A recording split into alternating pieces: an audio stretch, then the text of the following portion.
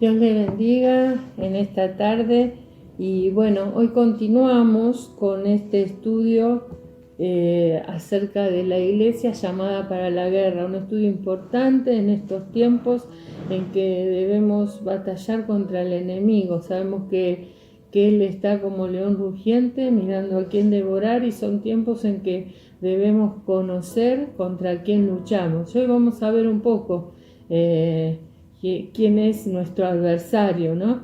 Uno de los temas que vamos a ver es la tierra, capital del reino de las tinieblas.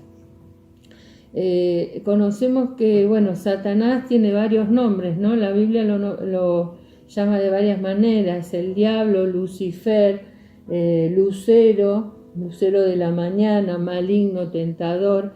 Y quería compartir con ustedes primero en Isaías el capítulo 14, el versículo 12 al 15, dice: ¿Cómo caíste del cielo, oh lucero, hijo de la mañana? Cortado fuiste por tierra, tú que debilitas a las naciones. Tú que decías en tu corazón: subiré al cielo en lo alto, junto a las estrellas de Dios, levantaré mi trono y en el monte del testimonio me sentaré, a los lados del norte. Sobre las alturas de las nubes subiré y seré semejante al Altísimo. Mas tú derribado eres hasta el Seol, a los lados del abismo. Y vemos en estos versículos que él quiso ser semejante a Dios, quiso ocupar el lugar de Dios. Y sabemos que, como vimos en un principio del estudio, que Dios nos creó con el propósito de hacer su voluntad. Y todo aquel que se rebela contra la palabra de Dios, dice que entra en una rebelión. Y esto pasó con Satanás. Satanás fue creado para ser, como se lo llamó, lucero de la mañana, un ser de luz, pero él quiso ocupar el lugar de Dios y por eso fue expulsado del cielo y hoy gobierna la tierra.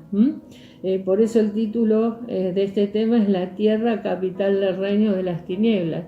Él gobierna esta tierra en medio de cosas oscuras, de cosas malas. Y sabemos que la palabra de Dios dice, ¿no?, que no somos del mundo y que el que anda en las cosas del mundo anda en tinieblas. Y quería compartir también con ustedes Efesios, lo que dice Efesios 6, versículo 12. Efesios 6, versículo 12 dice: porque no tenemos lucha contra sangre y carne, sino contra principados, contra potestades, contra los gobernadores de las tinieblas de este siglo, contra huestes espirituales de maldad en las regiones celestes. Y tenemos esta batalla, ¿no? Dice que no tenemos lucha contra carne ni sangre, sino con esto invisible, que no vemos, pero que existe, que está y que cada día tenemos que batallar contra esto. Hoy enfrentamos y tenemos que enfrentar esta guerra con sabiduría, como conociendo la palabra de Dios y tomando las armas que el Señor nos dejó, las armas espirituales, la oración, el ayuno, la palabra de Dios, sabiendo que Él anda como león rugiente, mirando a quién devorar, no tampoco sugestionarnos, ¿no?, y ver al diablo en todas partes. Muchas veces nuestras malas decisiones nos llevan a cometer errores y bueno, le echamos la culpa al diablo, pero no es más ni menos que el haber tomado malas decisiones y estar pagando nuestras propias consecuencias. Bueno, otro de los versículos que quería compartir es en Mateo, el capítulo 4, los versículos 8 y 9. Y dice así, capítulo 4, el versículo 8 y 9 dice: Otra vez le llevó el diablo a un monte muy alto y le mostró los reinos del mundo y la gloria de ellos. Y le dijo: todo esto te daré si postrado me adorares. ¿Y esto qué habla? Habla de la tentación de Jesús, ¿no? Cuando el diablo lo llevó a ver todo, dice que le mostró todos los reinos del mundo y la gloria de ellos. Y aquí vemos cómo Él comanda sus fuerzas, gobierna todo, gobierna toda la tierra y bueno, y Él está y sabemos que luchamos contra algo invisible. Y compartimos también otros versículos. Primera de Juan 2, 15, 17, dice así.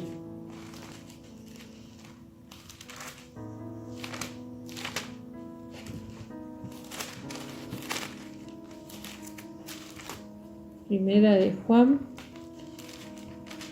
el versículo 2, el capítulo 15 al 17.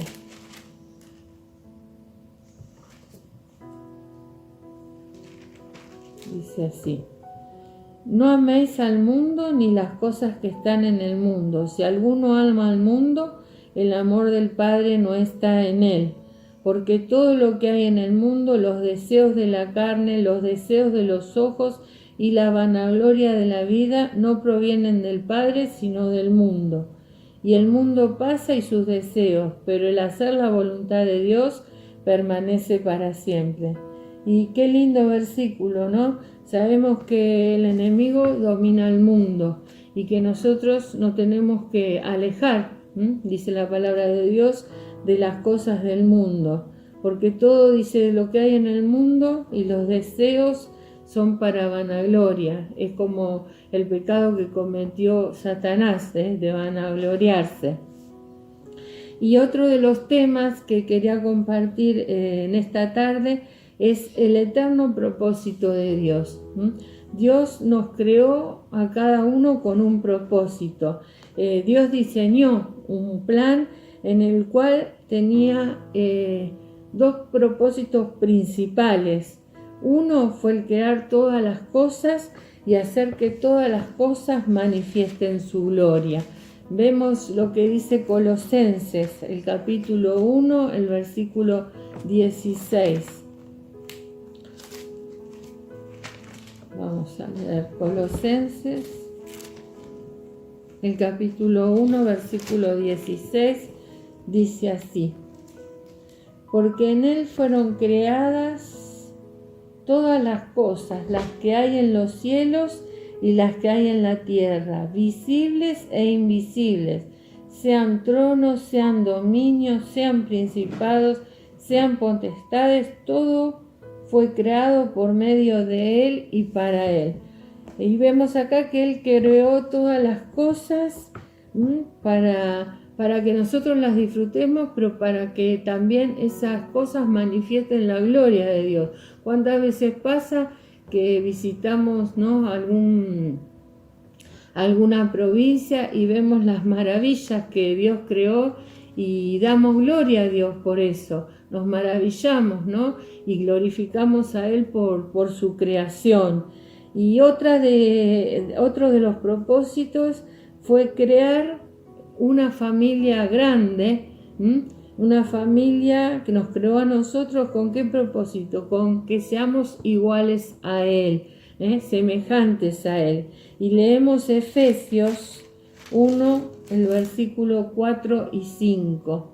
Y luego hay otros versículos, Romanos 8, 29 y Juan 1, 12, que no lo vamos a leer ahora, pero ustedes lo pueden leer en sus casas. Entonces leemos Efesios 1, el versículo 4 y 5.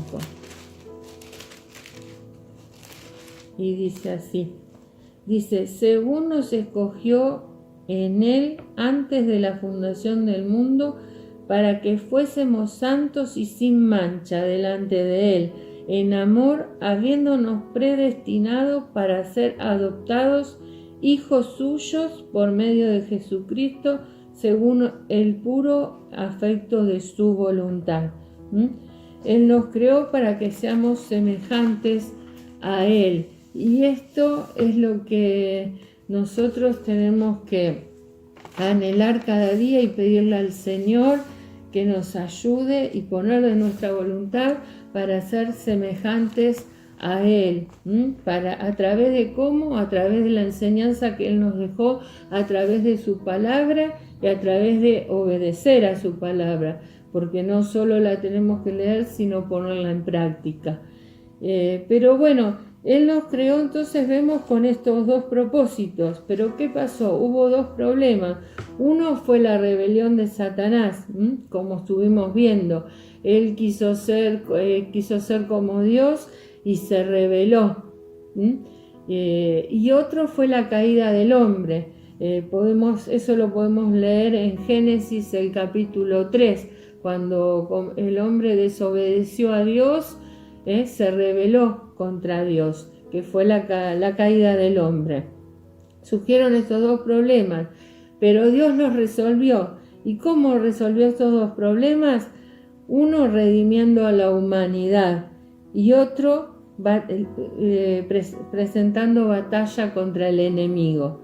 Él redimió la humanidad y lo hizo a través de la cruz. Él redimió nuestro pecado a través de la cruz del Calvario. Leemos en Isaías el capítulo 53, un versículo muy conocido, el versículo 6 dice: todos nosotros nos descarriamos como ovejas, cada cual se apartó por su camino, mas Jehová cargó en él el pecado de todos nosotros. Y gracias a Dios por este sacrificio que el Señor hizo por cada uno de nosotros, porque hoy podemos disfrutar de esa salvación tan grande que el Señor nos dio a cada uno de nosotros. Pero también nos dejó algo para hacer a nosotros, ¿no? Que es que a través de nosotros, anunciando la salvación, también podemos